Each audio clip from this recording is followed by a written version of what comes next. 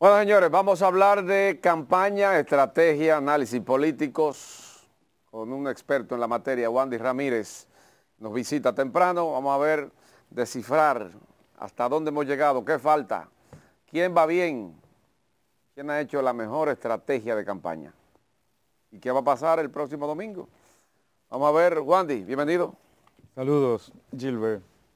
Bienvenido a Despierta RD. Bienvenido. Gracias, un placer estar aquí con ustedes y con su Qué público. bueno, el placer es nuestro. ¿Cómo va la campaña? Va bien, aparentemente. Ustedes hacían un análisis que yo entiendo que es por el carril de adentro. Sí, Digamos que sí. ¿Cómo ven los pronósticos, los partidos? ¿Cómo han manejado el tema en materia de estrategia, la estrategia? ¿Quién lleva la delantera? ¿Quién podría salir beneficiado el próximo domingo de acuerdo a las proyecciones estratégicas que se han llevado? ¿Quién más ha convencido el país para salir airoso el próximo domingo? En principio, hasta hace un mes lo había hecho el gobierno. Ok. Por un guión estratégico que ellos vienen ejecutando, que ha sido exitoso, que fue exitoso, es el mismo del 20, que consiste básicamente, tiene dos pilares principales. Uno es pautar encuestas falsas. ¿Cómo va a ser? O de escritorio, desktop research, como se llama, no necesariamente encuestas de campo, y darle una amplia promoción a eso. De hecho, en un corte que yo tengo, se verifica que este gobierno ha pautado en 17 meses cerca de 23 encuestas, en el corte que yo tengo, pero ya van 27 en unos 18 meses más o menos, pautadas en 10 medios, desde donde se diseminan a todos los demás y al punto de saturación con los demás medios. Obviamente sabemos del gran presupuesto que tiene el gobierno para esto, que se ha dedicado básicamente a eso. Y el otro pilar de esa estrategia, el otro pilar principal, Sí. son varios, ¿no? Pero los dos principales son la compra de dirigentes, valga el término, que también son promocionados ampliamente. Eso está dentro de la estrategia de campaña. Son los dos pilares principales de este guión. Ellos están repitiendo lo que le dio éxito en el 20, ellos corrieron así en el 20 y pues están repitiendo básicamente lo mismo con pequeños detalles de innovación. Pues entonces gana la presidencia de la República. No, Ok. no, porque ¿qué pasa? Que este gobierno ha estado, digamos, ellos usaron dinero del narcotráfico para imponerse en el 20 y si bien ahora tienen todo el presupuesto nacional más los 40.000 millones de dólares que han tomado prestado, increíblemente no tienen los números esta vez. Para irse en primera vuelta. Para irse en ninguna vuelta. Lo único que tienen, el único recurso que tienen es dinero. Pero si tú evalúas, por ejemplo, los números de las municipales, tú te das cuenta, y las municipales fue, hablando en términos absolutistas, fue la mejor encuesta, en donde el gobierno, en su máxima acción de la casa, las casas de campaña frente a los puntos, los 3.000 millones de dólares que invirtieron, solamente este gobierno sacó 42.000 votos adicionales. 20 versus 24 en las municipales. Repito, aquí se estaba midiendo el músculo del gobierno versus la oposición. Entonces, la oposición sacó cerca del 40% y el gobierno sacó 47%. Esos son los números fríos. De ese análisis al cual yo publiqué, de hecho, que titulé técnicamente Abinader perdió las municipales, porque fue una victoria pírrica, o sea, 42.000 votos adicionales con 3.000 millones de dólares de inversión, y este dato se colige de una entrevista que hizo Paliza en Z101, pues fue una victoria pírrica. El subtítulo de ese trabajo, que está publicado en El Momento, es el preludio de la derrota presidencial. Y así viene verificándose. Porque hasta el 26, digamos, de marzo, pues este gobierno había ganado la batalla de la percepción. Pero ya eso no es así ahora, por los datos que he dado, más las acciones que ha estado haciendo la Alianza Rescate RD. Yo vi tu análisis de hace 1 o 2 días, en donde tú decías que tenían que unirse más. Pues sí, lo están haciendo. Creo que te consta que me he visto con los principales cabezas del partido y puedo dar testimonio de eso. Bueno, pero en este caso, tú dices, bueno, el gobierno no tiene los números para ganar ninguna primera ni una segunda vuelta. Ya a días del proceso electoral, bueno, la semana pasada cerró precisamente el ciclo de encuestas hasta cuando se permitía la publicación de estas. Hablaba de que aún en esa condición, aún no se plantea el 70% del que se habló. El gobierno mantenía un margen, según las encuestas Greenberg, Marpen y demás, entre un 57 y un 59% de votación. ¿Cómo se puede lograr eso y a la vez decirse, entenderse que no están los números suficientes? Ya cuando es la última encuesta. Usted está partiendo de una premisa, sí, y es la siguiente, es dándole un altísimo valor de verdad a eso. Como he dicho, este gobierno, la palabra que se impone en todo este proceso es manipulación. Este gobierno está manipulando la economía. Si pueden manipular la economía, pueden manipular cualquier cosa. Encuesta, el tema migratorio, en la dimensión social, en la dimensión política, en la dimensión económica. ¿Cómo la manipula la economía, por ejemplo, en la actualidad? Empezando, aquí hay una crisis institucional.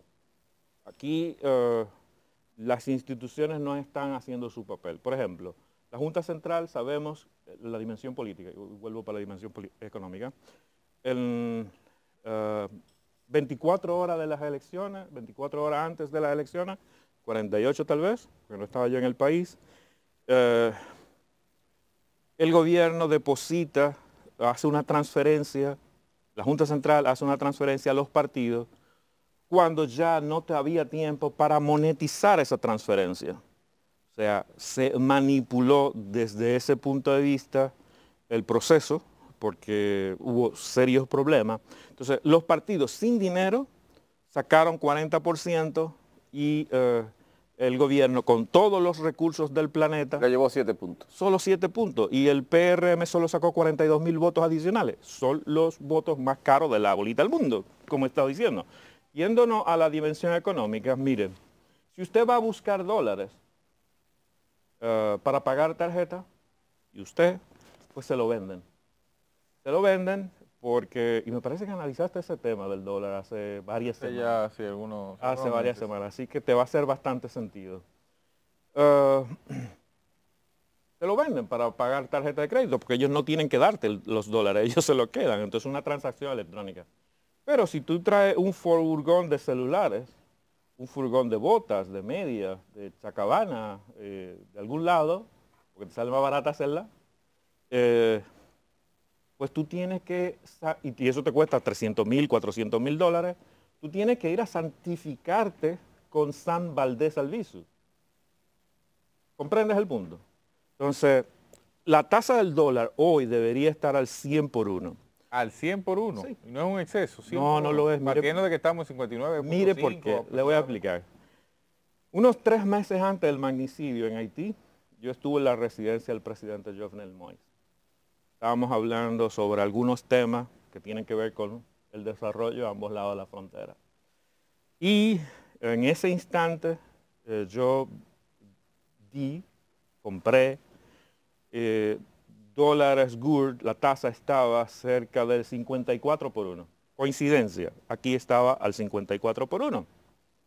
Después de todo ese tema, la crisis, el GURD dólar pasó al 160 por 1. Hoy debe estar al 134, 136 por 1. Hoy, wow. Hoy. Entonces en economía hay una cosa que se llama contagio. Entre un país y otro, dependiendo del intercambio, etc. dice el pueblo que cuando en Estados Unidos tose, aquí nos da gripe. Nos da gripe. Esa frase refleja bastante bien lo que estamos diciendo. O sea, nos da un contagio, pero grave, ¿entiendes? ¿Por qué? Porque hay una alta influencia de dominicanos en el exterior que mandan remesas, etc.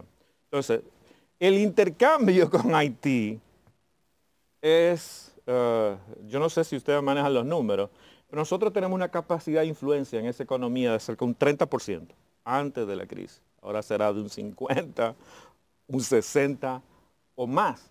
Y de hecho se verifica por la crisis migratoria que tenemos, todos los días pasan decenas de miles de haitianos hacia este lado, porque la cosa no está bien allá. Y ahí llegaron 100, es mucho. O sea, estamos hablando de una variación de cerca de un 70% Pero le estoy diciendo, de la tasa de hoy. Fíjese la premisa.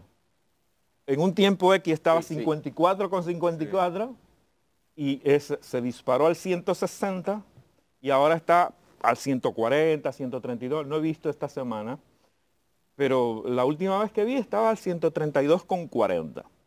Entonces, Usted plantea una tasa artificial del dólar hoy. ese es el término, yo lo dije hace 17 meses en una entrevista que me hizo Michel Hassim en Síntesis, que la tasa del dólar era ficticia y llamaba al empresariado dominicano a comprar dólares ahora que estaba barato, para protegerse ante una eventual crisis económica. Yo di esa serie de consejos, recuerdo, en el 2000, en el gobierno de Hipólito, y pude salvar, y algunos de mis clientes se hicieron más ricos, por las recomendaciones que yo daba. Uno, comprar dólares. Dos, no vender a crédito.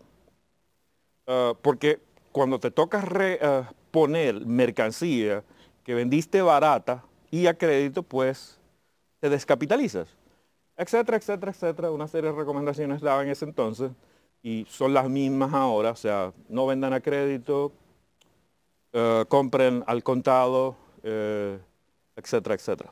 Wandy, la situación, Y compren dólares. la situación política en este momento, numérica en el país. ¿Por qué el presidente no pasa en primera? ¿Qué va a ocurrir con la oposición?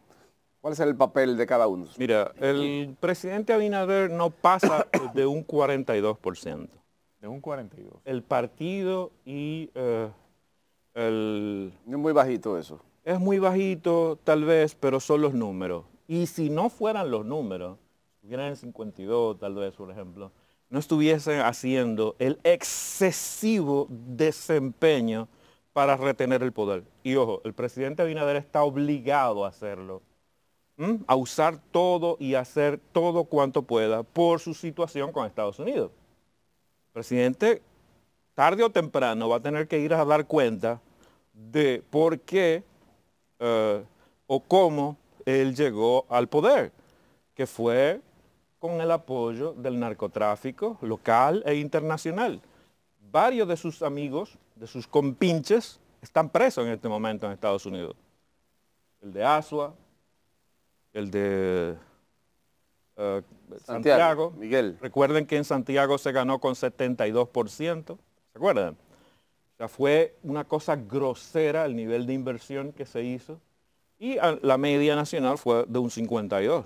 Pero ojo, mira cómo es pimpeado o pompeado por el Cibao, con la enorme cantidad de recursos que invirtieron, que se estima algunos en 350 y 200 millones de Tú no dólares. estás poniendo tu credibilidad en juego cuando dice eso, que no pase en primera vuelta, cuando las encuestas dicen que tiene 60, Gilbert, 68, 42% que no es que, 58%. no es que se quedó en 49, Gilbert, 42%. ojo, mira, lo que yo estoy Está diciendo, fuera de todo margen de error. lo que yo uno, la mejor encuesta es la de febrero, en términos de músculo. Sí. Entonces, eso dice Ha que sido no analizado tienen los así. números. No lo tienen. ¿Ok? Ok. Con todos los recursos O del sea, mundo. bajo ese planteamiento, ¿se esperaría un PLD en segundo lugar? Yo creo que no. El PLD, o sea, segundo lugar dentro de Rescate RD. No, en segundo lugar en el torneo electoral. Porque No, el PLD en votación en la no, municipal quedó en segunda posición. No creo, porque de todo este análisis se coligen varias cosas. Uno, el candidato del gobierno está más alto que su partido. Podría ser. El candidato del PLD está más bajito que su partido. El candidato de la Fuerza del Pueblo está más alto que su partido. O sea, los números están ahí. El PLD perdió 500.000 votos en el proceso de febrero. ¿Quién se lo ganó? La Fuerza del Pueblo. Entonces, hay todo un cóctel de variables que hay que ver cómo se van a sortear al final. Ojo, yo no estoy diciendo necesariamente de manera absoluta, porque la ciencia no es así, esto o aquello. Lo que yo sí estoy diciendo es que, y ojo, yo fui el primero en decir en este país que la alianza tenía que ser total y desde la primera vuelta. Porque basado Con un candidato único. Sí. Puse ejemplo de Uruguay, puse el ejemplo de México. Yo he observado procesos electorales casi en toda la Recientemente estuve en Panamá. en toda la ¿verdad? región. La semana pasada estuve en Panamá. Llegué y predije lo que iba a pasar. Yo te envié el informito antes de las elecciones. ¿Y qué pasó? Pim, pum. Sí, muy lindo, presidente. Exacto. Salió lo que yo preveía y de manera casi milimétrica. La derrota del gobierno, y yo estaba invitado por el partido de gobierno, fue vergonzosa, 5%. Yo estoy previendo que en este país, en un escenario de segunda vuelta, Luis Abinader no pasa de 10%. ¿Cómo va a ser? Sí. Y si tú me dices, bueno, pero tú te la estás jugando. ¿Cómo así? pasa de qué? De un 10%. ¿Cómo un 10%? ¿Cómo así? Explícanos eso. No, 10% del resultado. Sí. Sí, sí, en un escenario de segunda vuelta. Y estoy partiendo de la premisa que acabo de ver en Panamá, en donde un gobierno que gobernó de espalda a su partido, eso está pasando aquí los 4 años, la gente del PRM está pasando hambre, un partido que gobernó de espalda al pueblo, eso está pasando aquí. Si la gente se mete la mano en el bolsillo, revisa su cuenta de banco, va al supermercado, lo puede verificar lo que estoy diciendo. Explícalo del 10%, porque, porque sí, para entenderlo bien. No, pero te estoy diciendo. En segunda vuelta. Sí. Lo que acabo de observar El presidente perdería más del 30% de su... de manera vergonzosa. Pero eso es casi matemáticamente improbable. ¿Cómo va a ser, Wandy? Pero te estoy dando un dato y estoy poniendo premisas en la mesa. En Panamá, el gobierno perdió con 5%. 5%. Eso sí. Pasó. Sí. Y es un gobierno que gobernó, valga la redundancia, de espalda a su partido, que gobernó de espalda al pueblo.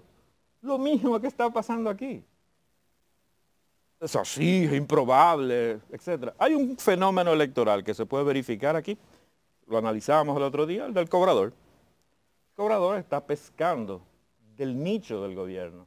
Porque este gobierno se sostiene, y lo puedo mostrar en mi análisis, básicamente con un apoyo que se llama el status quo, los poderes fácticos. Esos señores controlan la clase media en ese segmento. Entonces, ese señor viene pescando de ese segmento, es decir, viene debilitando la base de apoyo de la clase media del gobierno de Abinader. Recuerden ustedes que Marcha Verde, que representa ese segmento, apoyó abiertamente al gobierno. ¿Y qué pasó? ¿Qué pasó? Ustedes vieron las declaraciones, vienen quitándole el apoyo al gobierno. En segunda vuelta, por ejemplo, estamos casi concluyendo. En un escenario de segunda vuelta, por ejemplo, la oposición ¿con cuánto se colocaría, dice usted? ¿Y el presidente quedaría en cuánto, más o menos? No, No hay porcentaje. te estoy dando rangos entre tanto y tanto. Pero preveo que el gobierno perdería de manera vergonzosa, igual que pasó en Panamá. Es lo que puedo prever, porque se verifican los mismos elementos. Pero son sociedades diferentes, Wandy. Sí, una es rica y desarrollada, en teoría, y la otra no.